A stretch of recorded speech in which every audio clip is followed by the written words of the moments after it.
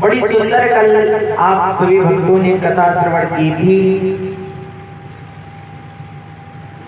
मैया सती ने क्रोधाग्नि से अपने शरीर से क्रोध की अग्नि को उत्पन्न करके अपने शरीर को उसमें भस्म किया।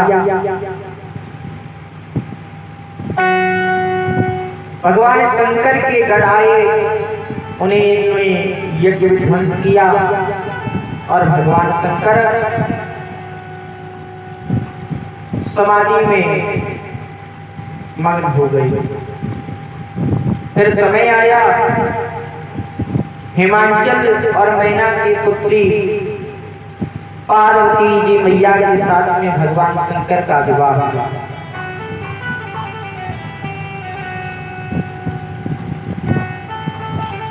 माता सती का पावन चरित्र मैत्रेय मुनि जी ने विदुर जी को श्रवण कराया।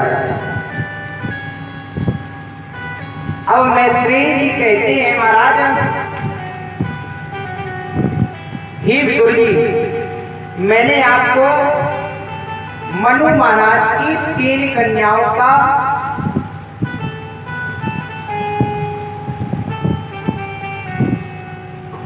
वर्णन आपको सुनाया है। आकुति, देवहूति और मैया प्रसूति। अब मनु जी महाराज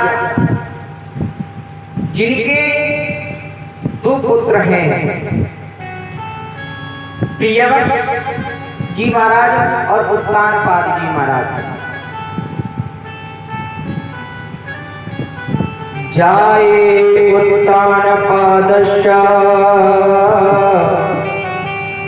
सुनीति सुरुचिस्तयो सुरुचि प्रेयसी पतयो नरेतरायस्ततो ध्रुवः। अब महाराज उत्तानपाद जी का वंश वर्णन आप श्रवण करें। मनु महाराज की 3 पुत्री हुई थी और 2 पुत्र हुए थे। वैसे मनु जी ने से ही सृष्टि का पावन संचालन हुआ। स्वयं भुव मनु और सत्य रूपा, स्वयं भुव मनु स्वयं भुव मनु और सत्य रूपा।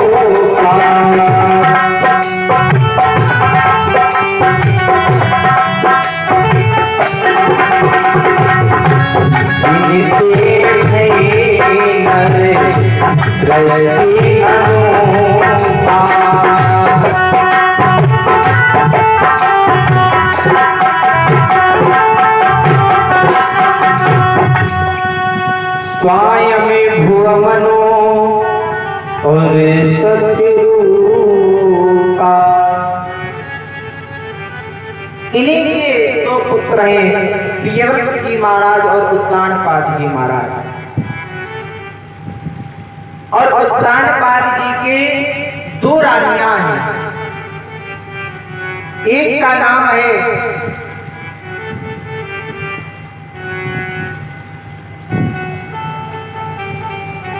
मैया सुरुचि और एक का नाम है मैया सुनीति।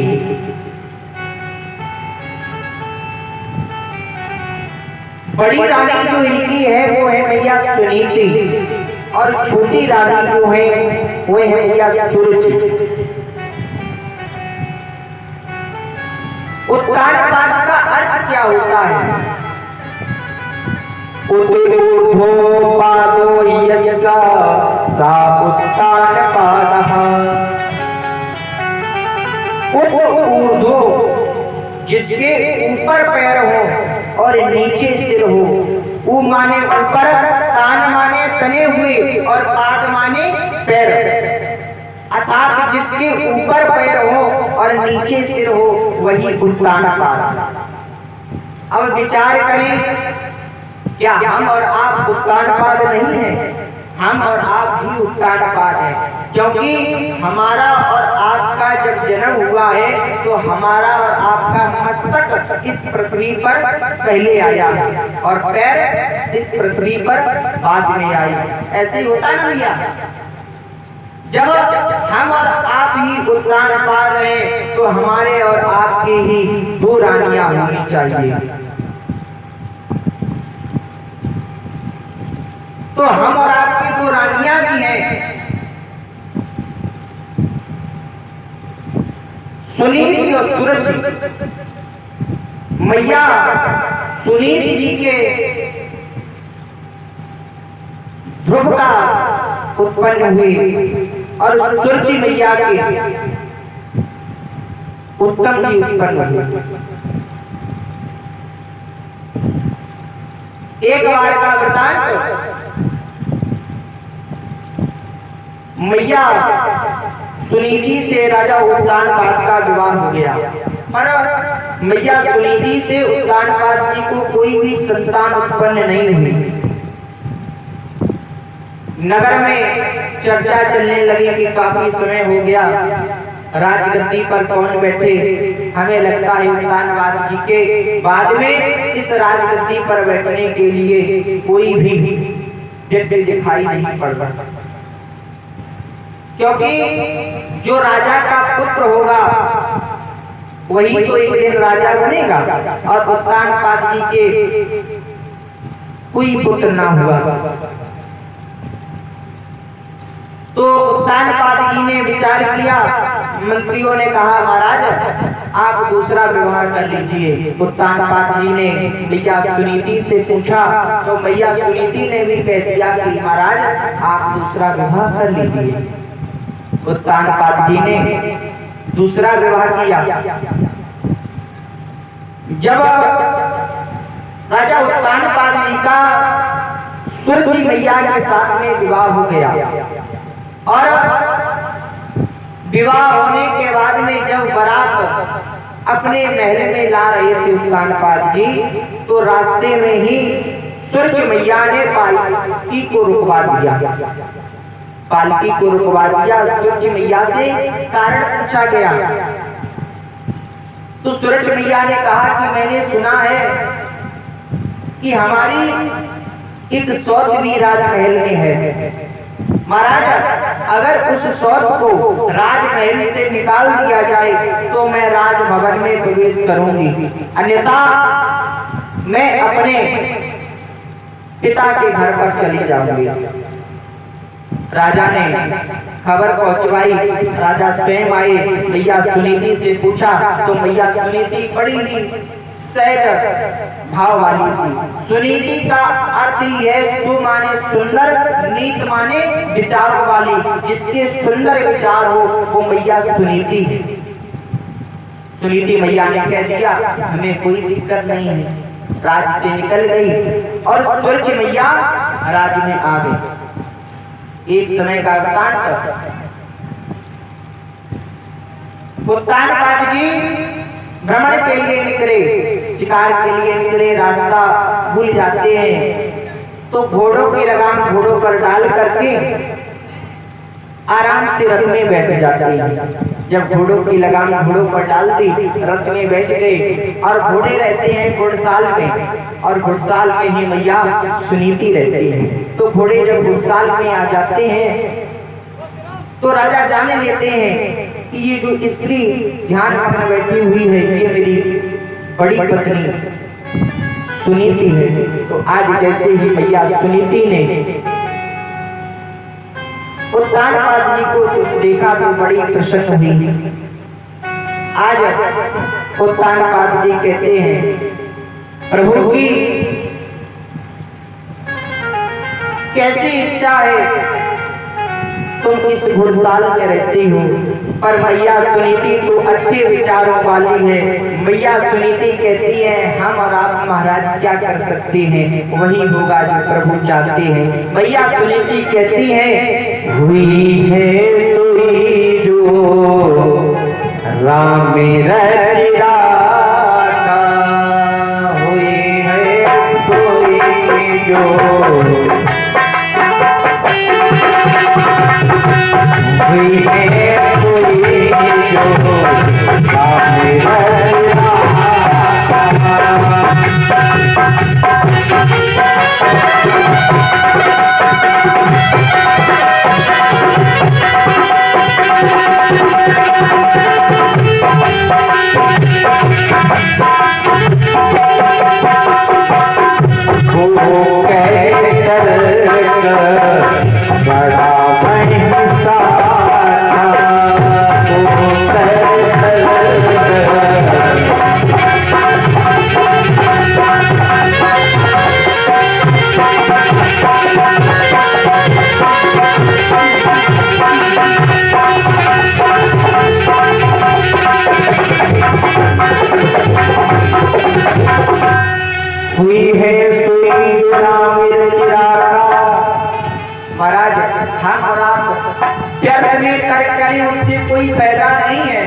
जो हो गया वो हो गया, प्रभु की जैसी इच्छा थी वैसा हुआ।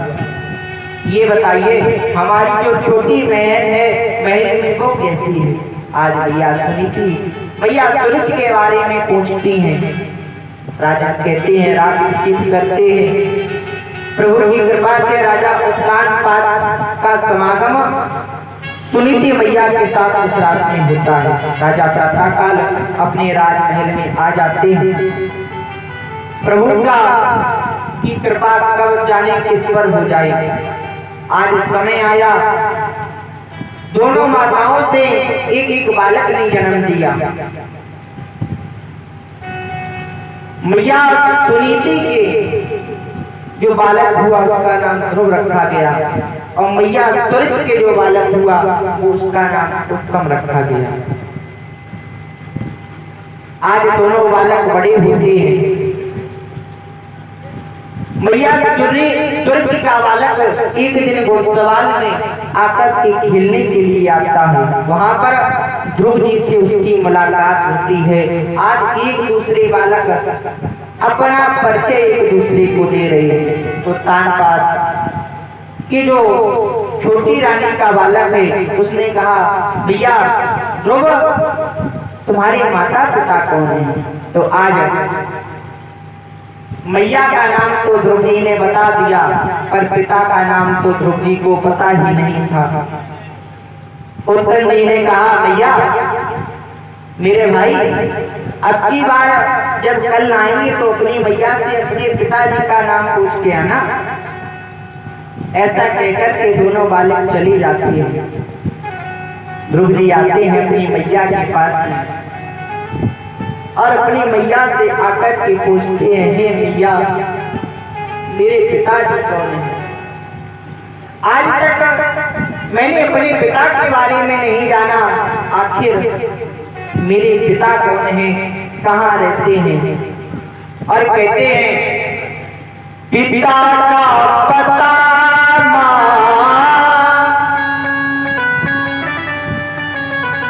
मेरे पिताजी कौन है, कहाँ पर रहते हैं, उनकी मिलने का स्थान बता दीजिए। आज ध्रुव जी मैया से पिता का पता पूछ रहे हैं। पिता का पता पिता का पता बता दीजिए मिलने की राह बता दीजिए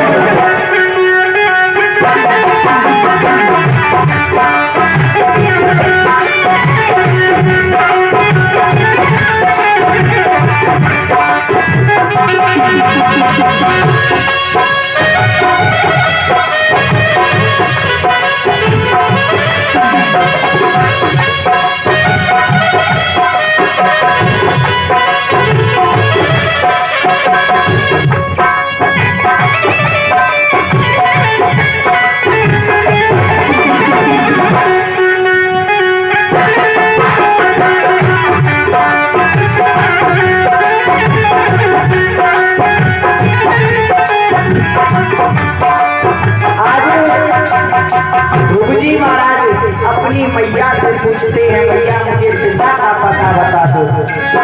मैया सुनीति कहती है, पिता बहुत दूर लाल है, पिता बहुत दूर लाल है, सब पिता का पता बता दीजिए।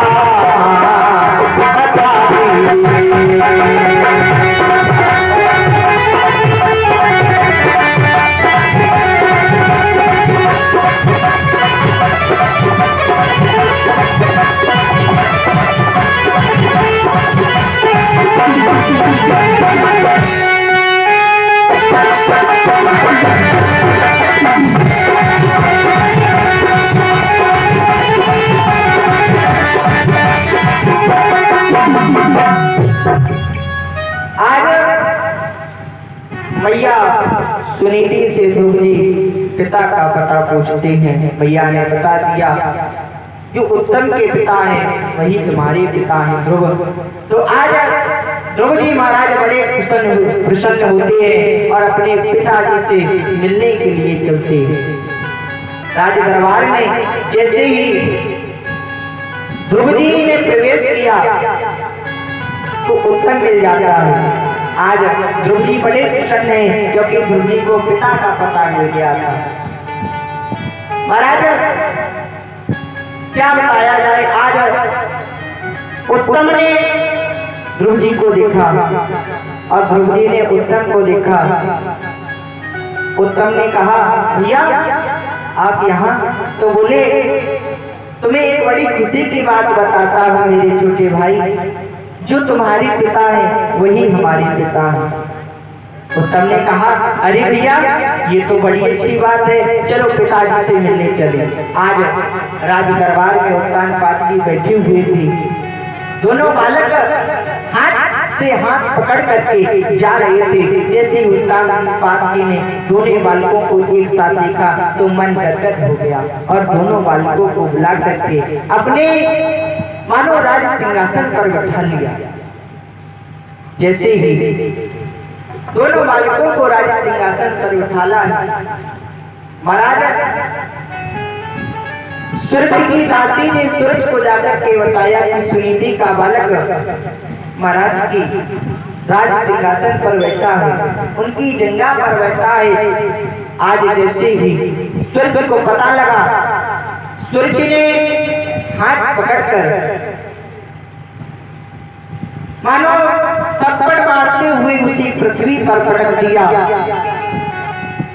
और कहा, अगर तुझे राजगद्दी पर बैठने का इतना ही शौक है तो जा वन में जाकर के अपने इस शरीर को भगवान की भक्ति में लगा करके समाप्त कर, और जब भगवान तुझे मिल जाए तो उनसे कहना कि अब की बार जब मैं जन्म लूं, उनसे मांगना कि अब की बार जब मैं जन्म लूं तो सुनीति मैया की कोख से नहीं बल्कि सूरज मैया की कोख से जन्म लूं। यहाँ पर देखिए, सूरज ने अपनी कोख को भगवान से ज्यादा बड़ा मान लिया, क्योंकि जाओ भगवान से वरदान मांगो और भगवान जब प्रसन्न हो जाएं तब उनसे कहना मुझे भैया सूरज की कोख से जन्म दिलवाया। आज महाराज उत्तानपाद जी के बड़े पुत्र ध्रुव जी रोते हुए मैया के पास आते हैं, अपनी सारी कहानी को अपनी मैया सुनीति से कहते हैं कि मैया ने मुझसे कहा है, तपसाराध्य पुरुषमा तस्सेवानुग्रहेण में गर्वे त्वं साधयात्मानं यदि मैया सूरज ने मुझसे कहा है, जाओ वन में भगवान का संकीर्तन करो, भगवान का ध्यान करो, और जब भगवान तुमको मिल जाए तो भगवान से वरदान मांगना कि अब की बार मुझे सुनीति मैया की कोख से नहीं बल्कि सूरज मैया की कोख से जन्म दे। सुनीति मैया ध्रुव जी से कहती हैं अगर भगवान मिल जाए तो ये तो तुम्हारी पिता का तो बहुत छोटा सा राज्य है। भगवान तो राही को पर्वत और पर्वत को राही करने की क्षमता रखता है। पाषाण शिला को भी स्वामी पहरा देते हैं पानी में। पाषाण शिला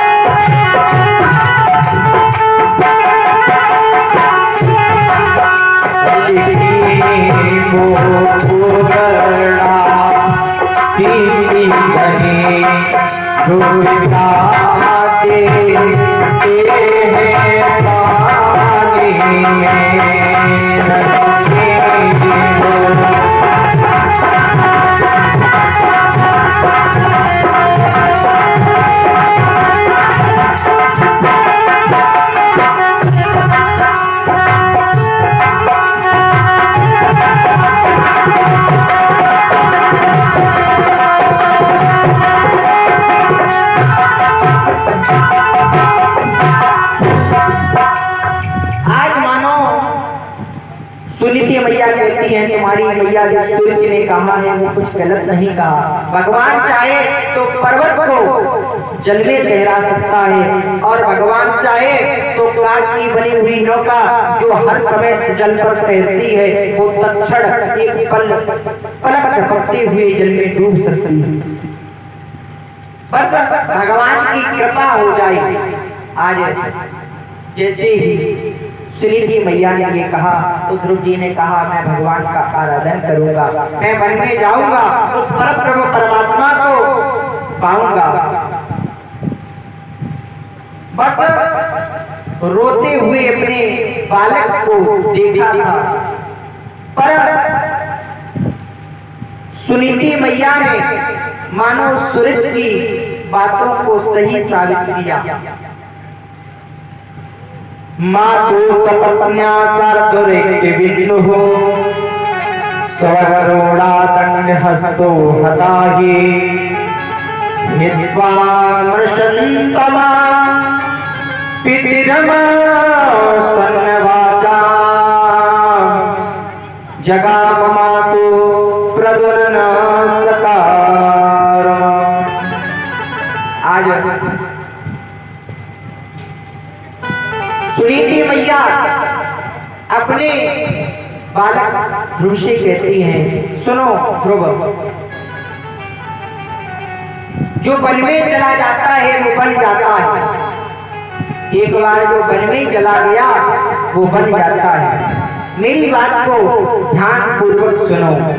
सुनीति मैया कहती हैं बन जाते हैं वन में जाकर, बन जाओ तुम्हें वन में जाकर,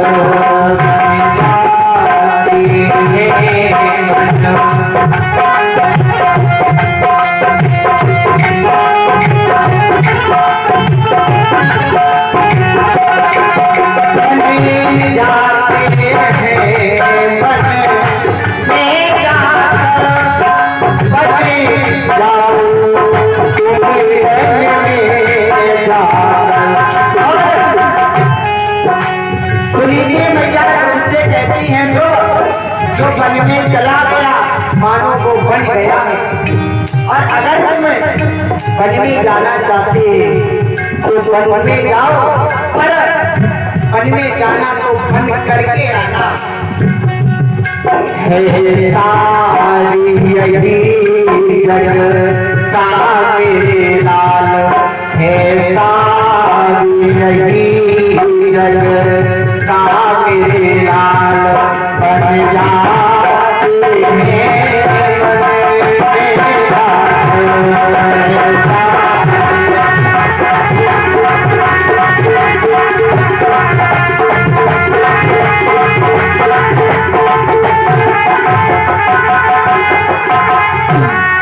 मानो ध्रुव जी महाराज को बन जाने की आज्ञा मैया सुनीति देती है। भला आज की कौन सी ये सीमा होगी जो अपने बालक को बाबा बनाने के लिए वन में भेज देगी? कोई होगी? मैं तो समझता हूँ आज के समय में अगर कोई 5 साल का बालक माला लेकर के एक आसन पर बैठ के जपने लगेगा तो आज के समय की मैया ये कहेंगी कि क्या कर रहे हो तुम? पढ़ाने की उम्र है तुम्हारी अभी तो तुम पढ़ाई करो। आगे चल के तुम्हें डॉक्टर बनना है, इंजीनियर बनना है, पुलिस में लगना है, आर्मी में लगना है। और एक मैया सुनीति को देखो, एक बार उसने कह दिया था कि मैं भगवान को पाना चाहता हूँ, तो अपने पुत्र को वन में भेज दिया। ध्रुव जी जाते हैं वन में जाते समय उत्तानपाद जी को पता लगता है।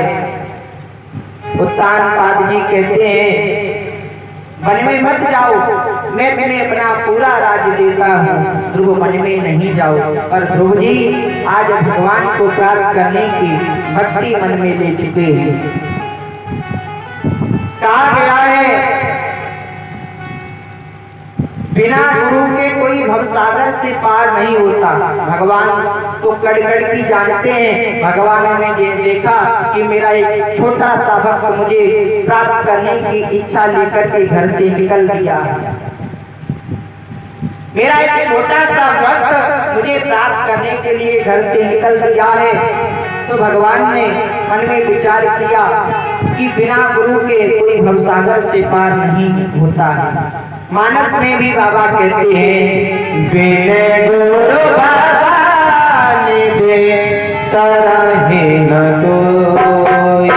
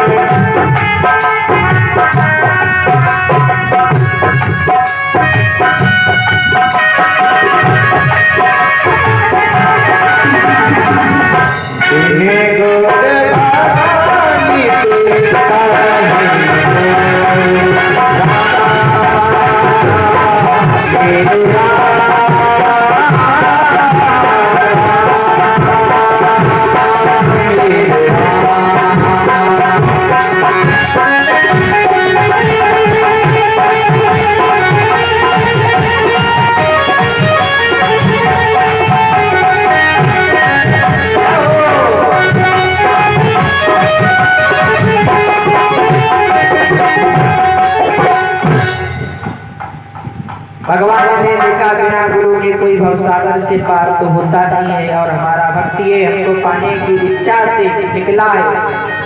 तो आज हरि की कृपा हो गई, भगवान की कृपा हो गई। तो भगवान ने नारद जी से कहा जाओ।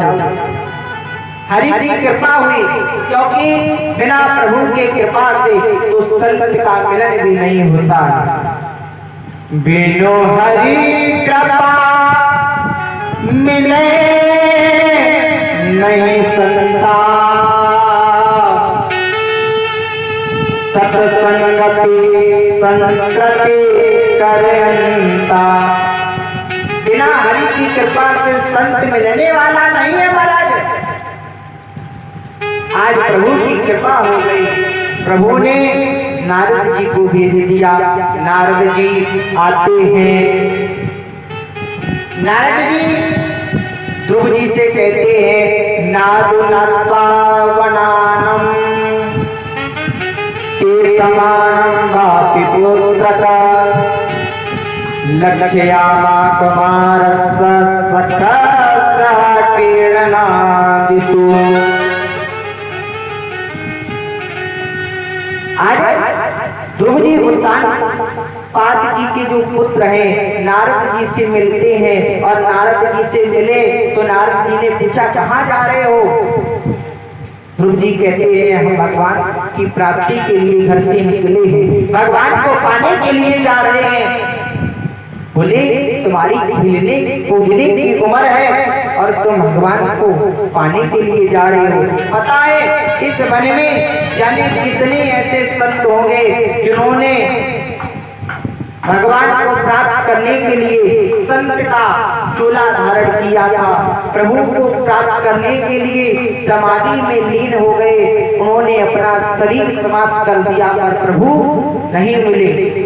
और तुम्हारी छोटी सी उम्र, खेलने कूदने की उम्र है, तुम भगवान को प्राप्त करना चाहते हो। आज ध्रुव जी कहते हैं, महाराज नारद जी यास्यन्तावितं सात्तेन दुःखदोभयो आत्मानं श्रोषयन् देहे तमसा पारमक्षते। मानो ध्रुव जी नारद जी से कहते हैं, हे नारद बाबा जी, हे संत शिरोमणि, मेरा दिल पहले ही सूर्य मैया की बातों से छलनी हो चुका है। अगर तुम किसी जाली में पानी डालोगे तो क्या पानी उसमें रुकेगा? हमारा दिल पहले से ही मैया सूर्य की बातों से छलनी हो चुका है। तुम अपने ज्ञान रूपी जल हमारे छलनी हुए दिल में डाल रहे हो, ये टिकने वाले नहीं है। मानो नारद बाबा समझ जाते हैं कि इसे भगवान को प्राप्त करने की सच्ची इच्छा है। तो नारद जी उसको अपना शिष्य बनाते हैं। नारद जी ने कहा, तुमने आज तक कोई गुरु मंत्र लिया? ध्रुव जी कहने लगे, ये गुरु क्या होता है? छोटा सा बालक भला क्या जाने गुरु क्या होता है? ध्रुव जी कहने लगे, नारद जी से गुरु क्या होता है? गुरु की परिभाषा नारद जी बताते हैं, एवं गुरु मंत्र ध्रुव जी के कान में बोल देते हैं, ओम नमो भगवते वासुदेवाय। द्वादश अक्षर मंत्र आज ध्रुव जी के कान में नारद जी ने बोल दिया। ये जो मंत्र होते हैं दीक्षा के, इनको कभी संकीर्तन के रूप में गाना नहीं चाहिए।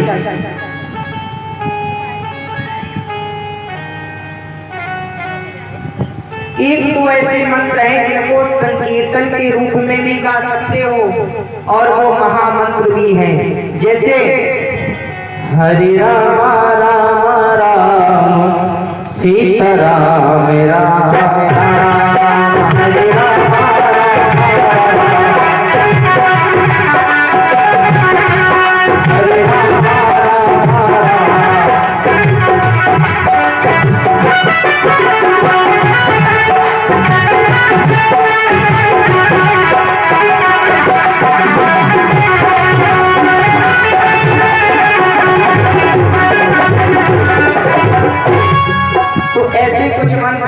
जैसे हरे राम राम राम हरे हरे, हरे कृष्णा कृष्ण कृष्ण हरे हरे। ये महामंत्र एक ऐसा मंत्र है, इसको गा भी सकते हो और ये महामंत्र भी है। वैसे कोई भी मंत्र दीक्षा का गाया नहीं जाता। इस मंत्र को नारद जी ने ध्रुव जी को प्रदान किया। ध्रुव जी ने आज नियम बनाया। क्या नियम बनाया?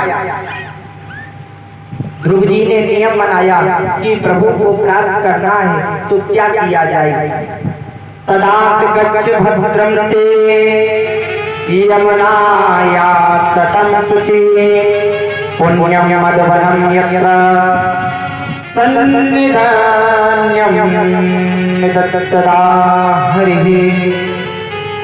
आज नारद जी ने ध्रुव जी से कहा, जाओ पावन मथुरापुरी में जाकर यमुना जी के किनारे इस मंत्र का जप करना।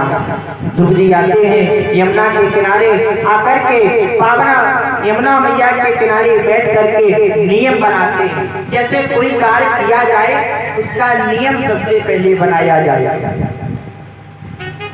तो पहले महीने में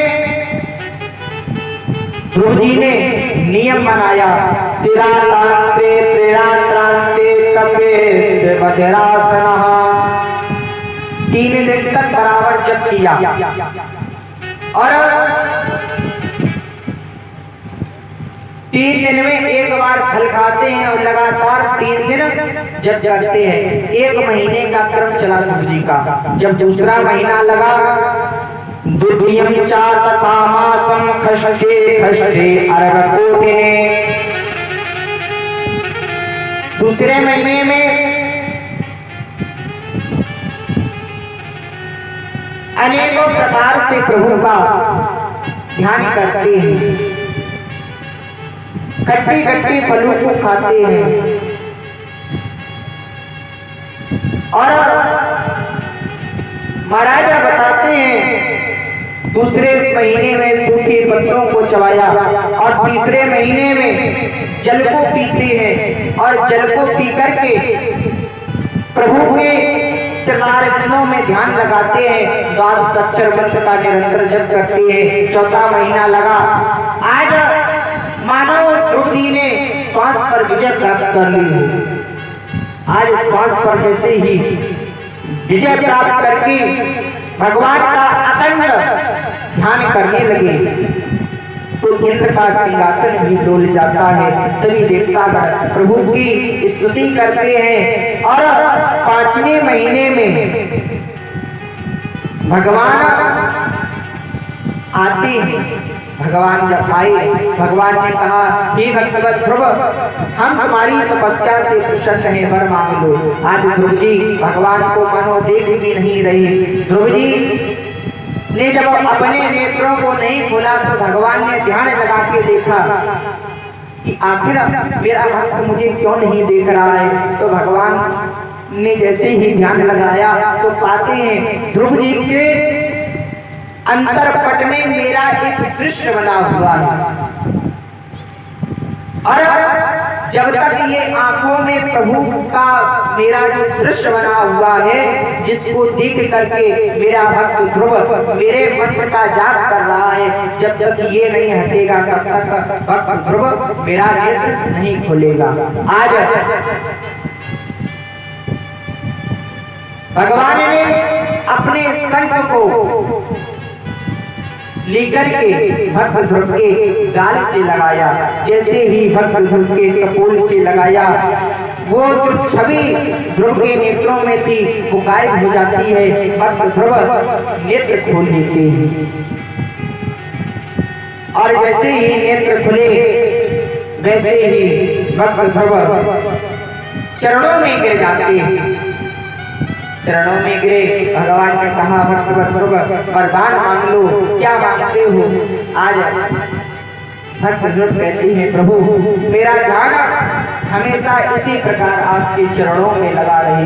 भगवान 36,000 वर्ष का पावन शासन देते हैं और इसके उपरांत में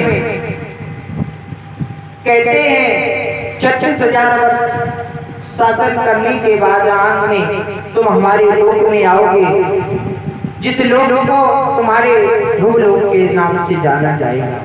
महाराज, ये भक्ति का प्रभाव है।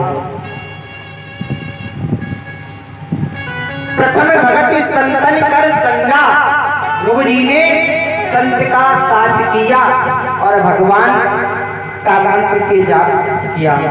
भगवान का जो संत के द्वारा मंत्र मिला, उस मंत्र का ध्रुव जी ने जाप किया और भगवान उनको प्राप्त हुए। ये भक्त का प्रभाव है। हम और आप ही उत्तान पा रहे हैं और हमारे और आपके ही दो रानियां हैं। ये सुमति क्या है? ये है हमारी आपकी अच्छी बुद्धि। सुमति और कुमति क्या है?